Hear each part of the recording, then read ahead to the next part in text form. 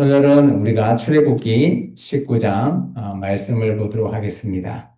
이제 이스라엘 민족이 애굽을 출애굽, 그죠? 애굽을 탈출한 이후 이제 거의 1년이 되어가고 이제 시내산에 마침내 도착하게 되었죠.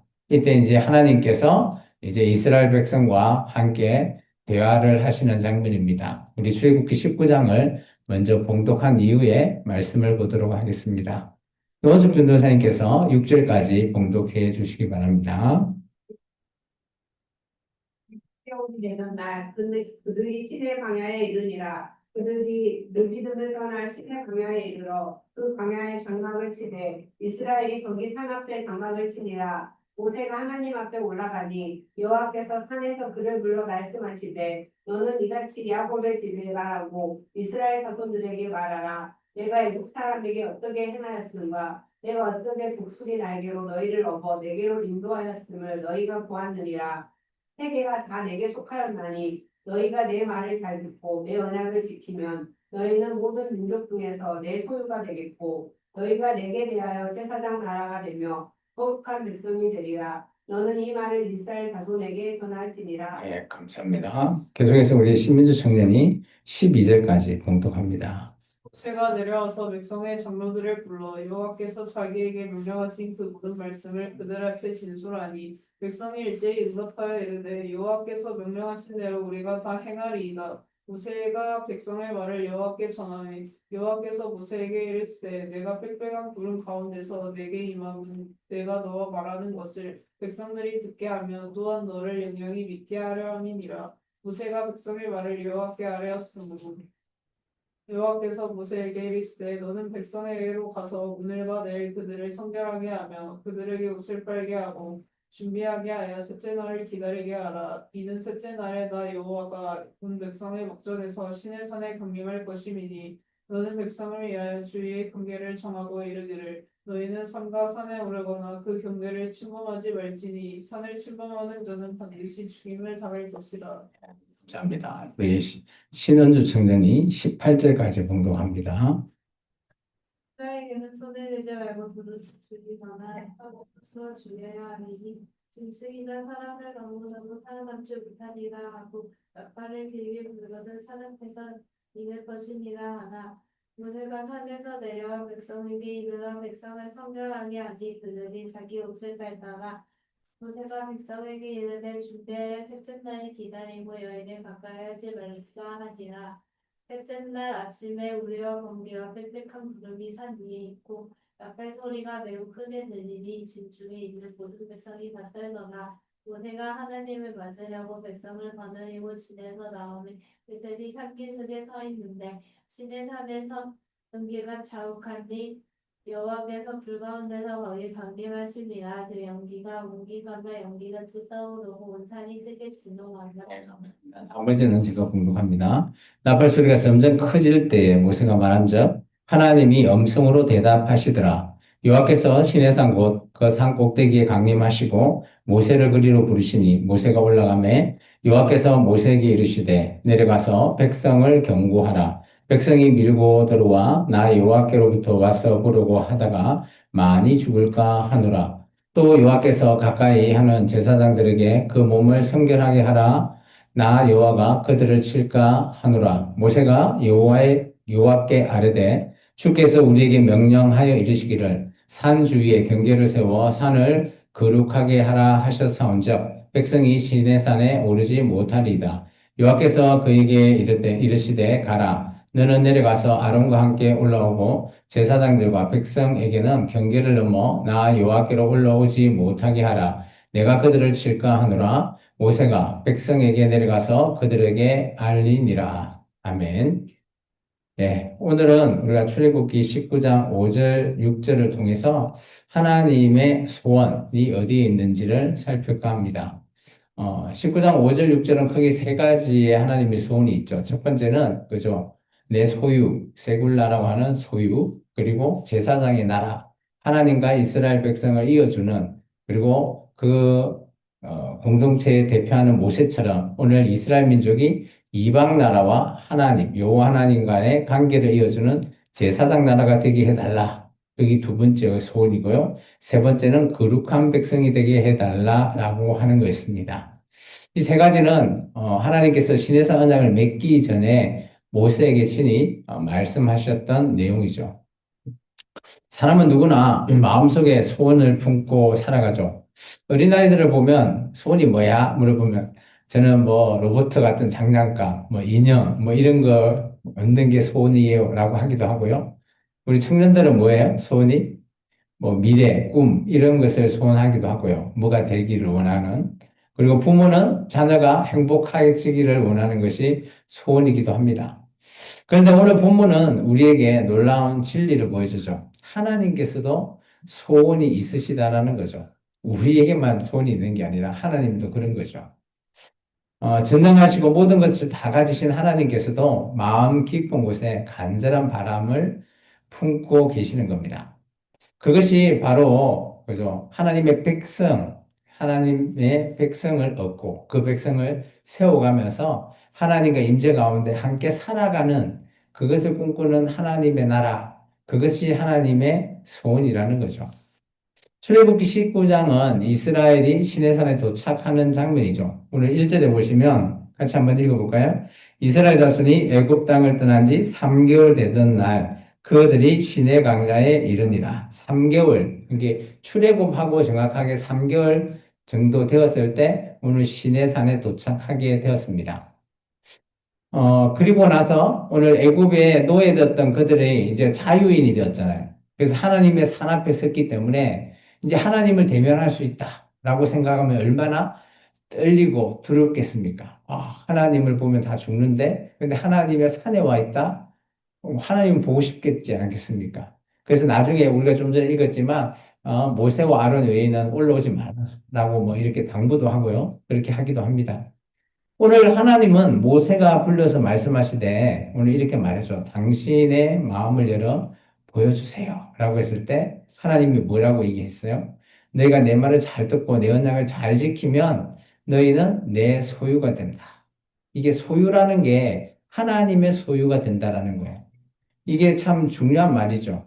내 소유. 이게 세굴라라고 하는 뜻인데요. 이것이 하나님 앞에, 그죠?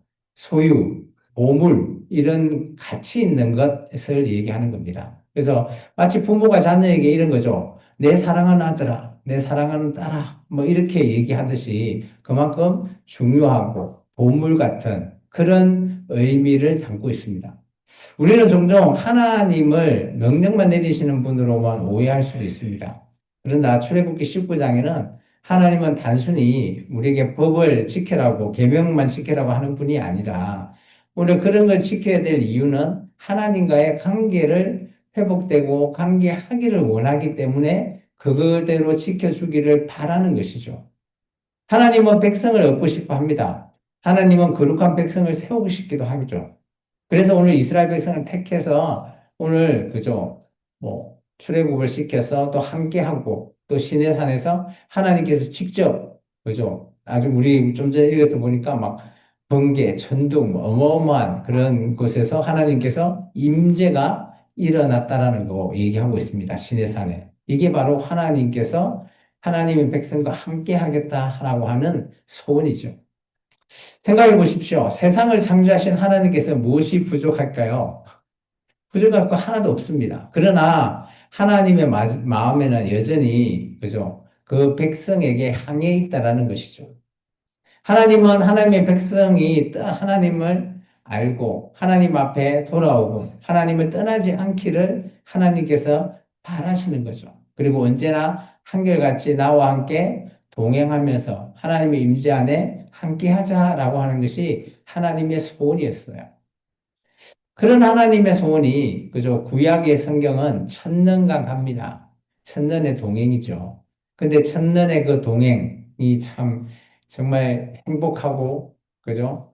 뭐 너무 기쁘고 즐거웠으면 얼마나 좋을까요? 근데 우리가 구약 성경을 살펴보면 정말 물론 행복한 일, 기쁜 일, 즐거운 일도 있었죠. 그렇지만 하나님 입장에서는 그죠? 참 너무 슬프고 나중에는 이혼까지 하게 되는 그런 상황까지 놓이게 되는 너무 안타깝고 나중에는 그 백성을 떠나버리는 하나님의 모습을 우리 구약의 마지막 선지자인 말라기를 통해서 우리가 좀 살펴볼 수는 있죠.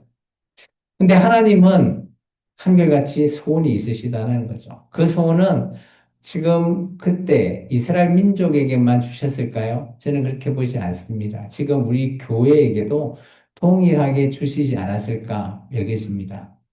하나님은 지금도 우리를 찾으시고요. 하나님은 지금도 우리가 삶이 거룩해지기를 바라고 또 하나님과 함께 동행하면서 살기를 원하신다라고 보여집니다. 사랑하는 성도 여러분, 하나님의 소원은 뭐 단순 과거의 이스라엘에게만 준 것이 아니라 오늘 우리 삶 속에서도 여전히 살아 움직이고 있다라고 봅니다. 하나님의 소원은 우리의 소원이 되어야 됩니다. 그분의 마음을 우리가 붙잡고 또 하나님의 소원을 우리가 응답하는 삶을 살아갈 때 우리에게 진정한 자유, 기쁨 이런 걸 누릴 수 있지 않겠습니까? 오늘 출애굽기 19장을 통해서 하나님의 소원을 발견하고 우리가 그 소원 속에서 우리가 우리 삶을 어떻게 응답받고 또 은혜로 어떻게 살아가야 될지를 오늘 본문을 통해서 살펴보고자 합니다. 말씀을 보겠습니다. 출애굽기 19장 우리 4절부터 6절까지 읽겠습니다. 내가 애굽 사람에게 어떻게 행하였음과 내가 어떻게 독수리 날개로 너희를 업어 내게로 인도하였음을 너희가 보았느냐. 세계가 다 내게 속하였나니 너희가 내 말을 잘 듣고 내 언약을 지키면 너희는 모든 민족 중에서 내 소유가 되겠고 너희가 내게 대하여 제사장가 되며 전혹한 백성이 되리라. 너희는 이 말을 이스라엘 자손에게 전할지니라. 오늘 하나님께서 모세를 통해서 이렇게 말씀하시죠. 하나님은 이스라엘 백성을 애굽에서 구원하시고 또 하나님의 백성으로 삼고자 하고 있습니다.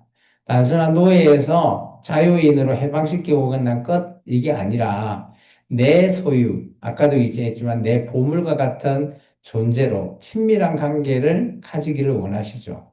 따라서 하나님은 그죠? 단순히 사람을 못 보고 사람을 찾고자만 하는 게 아니에요. 하나님이 원하는 사람을 찾고자 원하시는 거죠. 그리고 요즘 우리 같으면 가족을 만들기를 원하시는 거죠. 하나님은 하나님의 백성을 얻는 것을 가장 큰 기쁨으로 생각하시고 그것을 소원으로 오늘 모세에게 말하고 있습니다. 이스라엘은 애굽에서 고통받던 노예였습니다. 그러나 하나님은 그들을 독수리 날개로 업어서 오늘 품에 안듯이 시내산까지 오늘 인도했던 이 과정, 어마어마한 기적이 일어나잖아요. 홍해가 갈라지고 애굽 백성이 다 죽어버리는 그런 기적과 같은 일.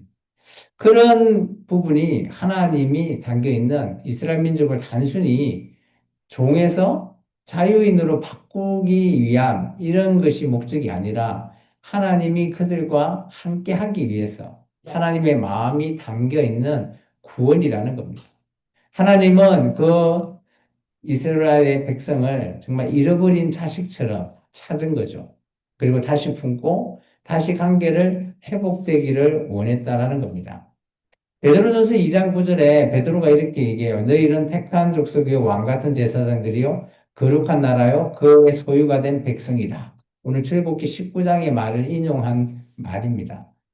그것을 신학의 교회에게 그대로 이어주기를 베드로가 말하고 있죠. 그래서 우리가 출애굽기 19장 5절 6절은 하나님의 소원이자 교회가 그런 하나님의 뜻을 이어받아서 지켜나가야 될 어떻게 보면 귀한 뜻이기도 합니다.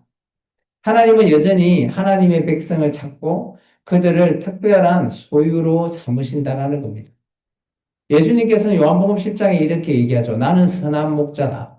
내가 내 양을 알고 양도 나를 아는 것이 아버지께서 나를 아시고 내가 아버지를 아는 것 같이 나의 양을 위해서 목숨을 부렸다.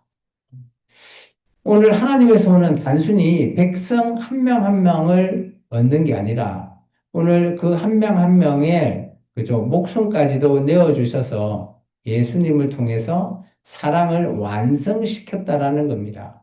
이게 하나님의 소원이고 사랑하심이죠.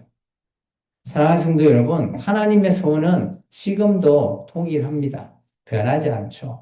하나님은 여전히 한 명, 누가 될지 모르겠지만 그 한 명을 계속해서 찾고 있으십니다. 세상은 우리를 값없이 존재로 취급할지라도 하나님은 우리를 내 소유, 하나님의 백성으로 찾으신다라는 겁니다. 하나님은 눈에는 우리가 가장 귀한 보석이고요. 가장 소중한 자녀라는 겁니다. 그런 하나님은 우리를 얻고 싶어 하죠. 또 그런 소원을 통해서 바로 우리가 그 소원의 뜻을 이루기를 원하십니다.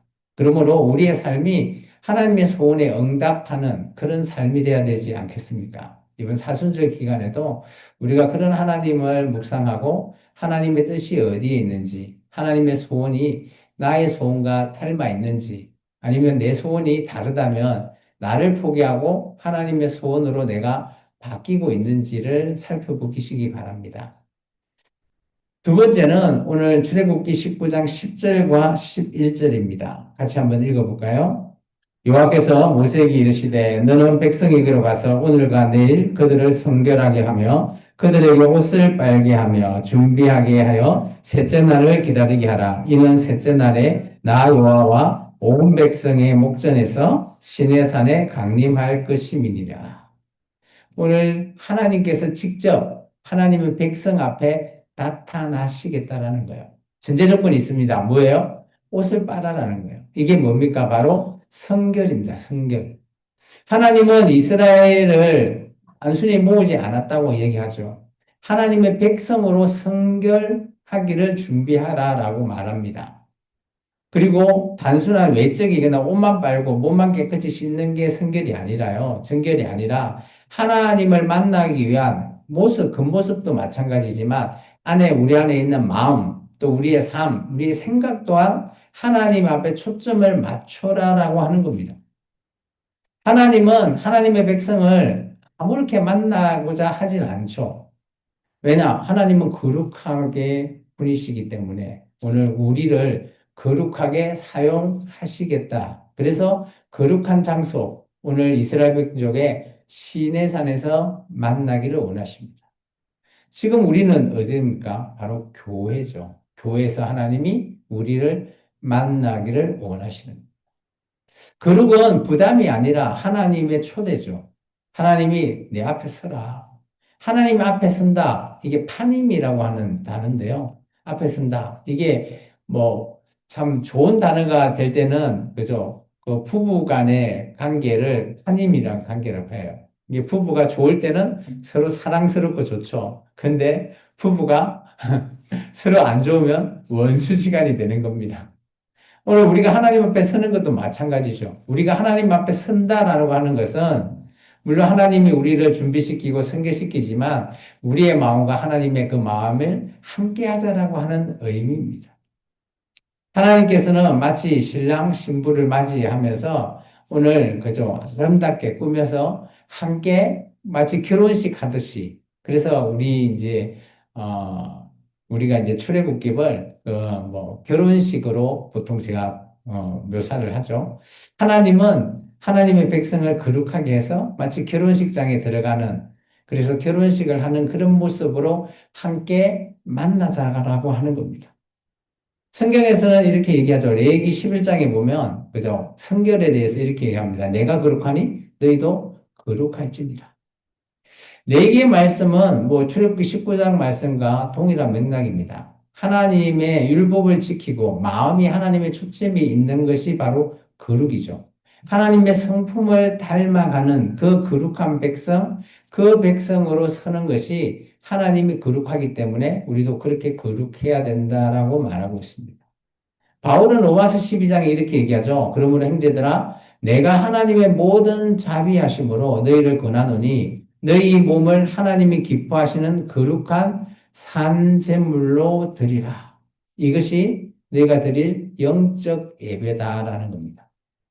거룩은 단순히 그냥 외적으로 믿습니다. 내가 깨끗이 한다. 이게로 끝나는 게 아니라요. 우리의 삶이 하나님께 드려지는 태도예요.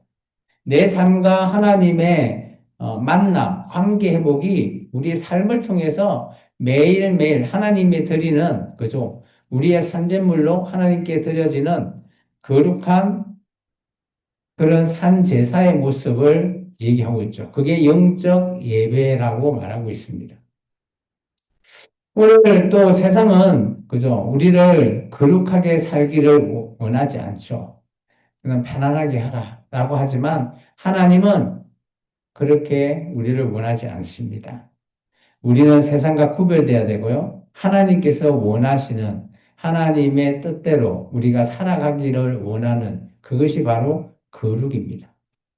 우리가 마음을 깨끗이 하고 삶을 정결하게 하는, 몸을 하나님께 드려라 이렇게 하니까 오해할 수도 있습니다. 마치 종교인이 그죠? 그 신에게 드리는 것처럼 몸을 씻고 정결하게 해서 드려라. 물론 외형적인 모습은 그럴 수 있겠지만 정말 중요한 것은 그게 있지 않죠. 우리의 마음, 우리의 삶, 우리의 뜻이 하나님과 초점을 맞춰져야 된다는 겁니다. 하나님의 소원은 거룩한 백성을 세우는 것입니다. 그리고 그 거룩은 오늘 우리의 삶 속에서 이루어져야 된다는 것이죠. 세 번째입니다. 세 번째는 출애굽기 우리 19장 16절에서 18절까지입니다. 같이 한번 읽어볼까요? 셋째 날 아침에 우레와 번개와 빽빽한 구름이 산 위에 있고 나팔 소리가 매우 크게 들리니 진중에 있는 모든 백성이 다 떨더라. 모세가 하나님을 맞으려고 백성을 거느리고 진에서 나오매 그들이 산 기슭에 서 있는데 시내산에 연기가 자욱하니 여호와께서 불 가운데서 거기 강림하심이라. 그 연기가 온기가마 연기같이 떠오르고 온 산이 크게 진동했다라고 합니다. 하나님께서 시내산에 강림했을 때 이런 여러 가지 모습, 나팔 소리, 그죠? 여러 가지 우레, 번개, 빽빽한 구름, 이런 부분이 하나님의 형상되어 있는 그런 단어의 모습입니다. 시내산에 임하신 하나님은 단순히 말씀으로만 하지 않았죠. 이스라엘 민족과 함께 대면하고 있습니다. 그분이 번개, 우레, 나팔 소리, 진동, 이런 것으로 함께 이스라엘 백성과 함께 했죠. 백성은 그런 웅장한 하나님의 모습을 보고 있는 것 자체가 두렵고 떨렸죠. 하나님께서 거룩한 임재를 오늘 이스라엘 민족은 시내산에서 경험했습니다. 하나님은 멀리 있는 분이 아니라 너와 함께 하고 있는, 가까이 있다라는 것을 보여주기 위함이죠. 하나님의 임재는 단순히 현상이나 신비한 모습 이런 것을 찾아달라는 것이 아닙니다. 하나님이 우리 삶 속에 함께하는 그런 사건으로 보여주기 위함이죠. 왜냐? 이스라엘 민족은 이제 하나님이 어떤 분인지 잘 알지 못하기 때문에 그죠? 어린애한테 하나님께서 보여줘야지 어린애가 따라올 거 아닙니까? 그런 상황이라고 생각하시면 좋을 것 같습니다. 그래서 하나님께서 시내산에서 내 앞에 서라라고 말씀하시죠. 하나님의 백성이 하나님의 이 임재 가운데 함께 하게 됐죠. 성경은 이런 모습을 에스겔서는 이렇게 얘기하고 있습니다. 내가 그들 중에 거하며 그들이 하나님이 되고 그들은 내 백성이 되리라. 오늘 하나님이 진짜 원하는 것은 나는 네 하나님, 너는 내 백성이 되는 게 내 뜻이야 라는 겁니다. 에스겔은 포로된 백성에게 하나님의 다시 임재하겠다라고 약속한 포로로 잡혀갔던 그 선지자의 메시지입니다. 물론 이 출애굽기 때 이 시내산 때와 비교하면 한참 이후의 장면이죠. 그렇지만 이런 하나님의 소원은 동일한 겁니다. 하나님은 한결같이 나는 너의 하나님, 너는 내 백성, 이것을 하나님이 원하신다라는 겁니다. 마태복음에 예수님께서 이렇게 얘기합니다. 보라, 내가 세상 끝날까지 너희와 항상 함께 있겠다라는 거예요. 있으리라. 부활하신 주님이 제자들에게 영원한 임재를 약속하셨죠. 따라서 저와 여러분이 교회에 있는 이유가 뭡니까? 오늘 이 예수님을 뵙기 위해서 이곳에 있는 거 아닙니까? 하나님은 단순히 과거의 시내산에만 임재해 있지 않다라는 걸 얘기하고 싶습니다. 오늘 우리 삶 속에서도, 이 교회 속에서도 하나님께서 함께 있겠다고 하는 이 약속을 우리가 믿고 지킨다라는 겁니다. 사랑하는 성도 여러분, 하나님의 소원은 우리가 하나님의 임재 가운데 사는 거예요. 지금 이 예배도 하나님께서 함께 우리와 계신다라는 것을 우리의 믿음으로 믿고 예배 드리는 거 아닙니까? 세상은 우리를, 그죠? 외롭게 만들고, 때로는 두려움 속에서 몰아넣겠지만, 하나님은 그런 우리를 내와 함께 하자라는 겁니다. 그리고 우리를 위로해 주시고, 우리를 다시 세워주시는 분입니다. 따라서 우리의 삶 속에 하나님이 들어와 계셔야 되고, 하나님이 함께 동행하는 삶을 살아가는 것이 바로 거룩입니다. 성결입니다. 그러므로 우리의 삶은 하나님의 임재를 늘 사모하는 삶이 되어야 되죠. 예배 속에서, 기도 속에서, 우리의 일상 속에서도 하나님의 임재를 경험해야 됩니다. 이것은 그냥 단순한 종교 행위로만 끝나는 것이 아니라 하나님과 나의 삶이 동행하는 삶이구나라는 것을 느끼고 그런 하나님을 하나님께 영광 돌리는 우리의 모습, 그것이 하나님이 진정 원하시는 하나님의 소원이 아닐까 저는 생각되어집니다. 이제 말씀을 좀 마무리할까 합니다. 오늘 출애굽기 19장은 우리에게 하나님의 마음을 보여주셨죠. 물론 1차적인 대상은 이스라엘 민족에게 출애굽했던 그들이 종되었던 그들에게 하나님께서 직접 시내산이라고 하는 어마어마한 곳에서 임재하는 모습을 보여주신 겁니다. 그런 백성이 오늘 하나님이 이런 분이시구나 얼마나 두렵고 떨리겠습니까? 이것을 우리가 뭐 이 한자어로 한 단어로 하면 경외라고 합니다. 사랑하는 성도 여러분, 하나님의 소원은 그죠? 과거에나 현재 교회에 동일하게 여전히 살아계시는 그 분이십니다. 믿어지십니까? 오늘 그렇기 때문에 하나님의 소원은 지금 교회에게 계속해서 이어져 나아가기를 원하십니다. 그분의 소원은 지금도 우리를 통해서 하나님께서 너는 내 백성, 나는 너의 하나님이 되겠다라고 계속해서 우리를 찾으신다라는 겁니다. 우리는 종종 세상 속에서 흔들리고 나의 모습이 보잘것없이 보일 수 있겠지만 그것은 세상이 우리를 시기 질투하는 거라 저는 생각합니다. 하나님은 우리를 가장 귀한 세굴라, 보석, 어마어마한 그런 가치의 소유로 삼고 계시기 때문입니다.